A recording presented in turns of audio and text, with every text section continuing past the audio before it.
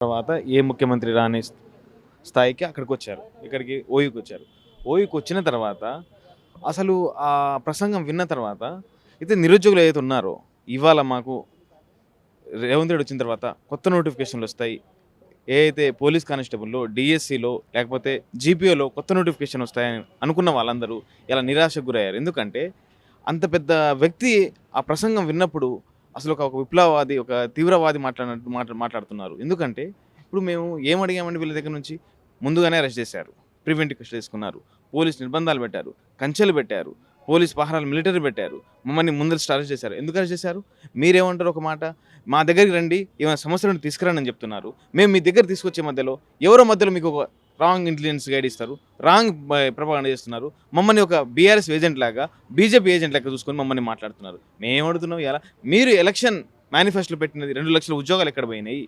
2,00,000 ఉద్యోగాలు ఎక్కడ పోయినాయి? నిరుద్యోగ వృత్తి ఎక్కడ పోయింది? మెగా డిఎస్సీ ఎటు పోయింది? ఎన్ని క్వశ్చన్ చేస్తుంటే ఇవాళ మీ ప్రసంగం, ఆ ప్రసంగాలు ఎవరైనా చేస్తారు. ఆ ప్రసంగాలు ఎవరైనా చేస్తారు. ఆ ప్రసంగాలు మా కడుపు నింపవు కదా. ఆ ప్రసంగాలు మా తల్లిదండ్రులు కళ్ళు నీళ్ళు ఆపలేవు కదా. మాకు కావాల్సింది ఏంది? ఇలా నోటిఫికేషన్. ఆ నోటిఫికేషన్ ఇచ్చుంటే ఇలా మేము చాలా హ్యాపీగా ఫీల్ అయ్యేటోళ్ళం. ఇలా మేము ఇంతమంది పోలీసులు పెట్టాల్సిన అవసరం ఉంది.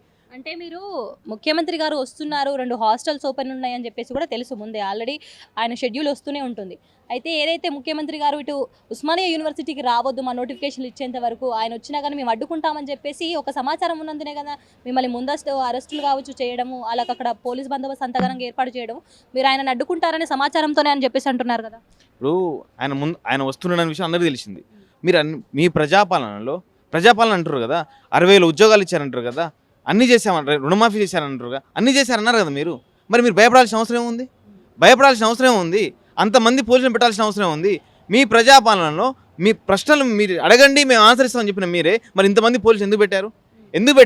21కి వస్తా అన్నారు, అది వాయిదా పడ్డది. 25కి వచ్చారు. మరి ఇంత బారున, ఇంత దాదాపు కిలోమీటర్ 2 కిలోమీటర్ దారి పొడున ఇనుప కంచెలు, 10 ఫీట్లున్న ఇనుప కంచెలను, బారికేడ్లు, పోలీసులను పెట్టి ఎవరైతే ఇలా మా సమస్యలు చెప్పుకుందని అక్కడ పోయేసరికి మమ్మల్ని అరెస్ట్ చేసి, ఇలా ముందస్తు అరెస్ట్ చేసి, ప్రివెంటివ్ కస్టడీ అరెస్ట్ చేసుకుని మమ్మల్ని అరెస్ట్ చేసే ప్రయత్నం చేస్తున్నారు. మరి మీరే కదా, మీరే మాట్లాడుతున్నారు కదా, మళ్ళీ సమస్యలు ఉంటే తీసుకురండి అని మీరే చెప్తారు.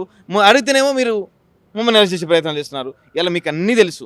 ఏంటంటే ఇలా అక్కడ రావడం ప్రధాన దురుద్దేశం ఏంటంటే, స్థానిక సంస్థలు ఉన్నాయి. రాబోయే స్థానిక సంస్థల్లో కొత్త ఓటర్లు ఎవరైతే ఉన్నారో వాళ్ళని ఆకర్షింపజేయడానికి ఇలా ఒక్కరు కూడా ఆ ఠాగూర్ ఆడిటోరియంలో కూడా ఒక్క నిరుద్యోగులు లేరు. అందరూ ప్రొఫెసర్లు, అసిస్టెంట్ ప్రొఫెసర్లు, ల్యాబ్ టెక్నీషియన్లు తప్ప ఇలా ఒక్క నిరుద్యోగి కూడా లేదు.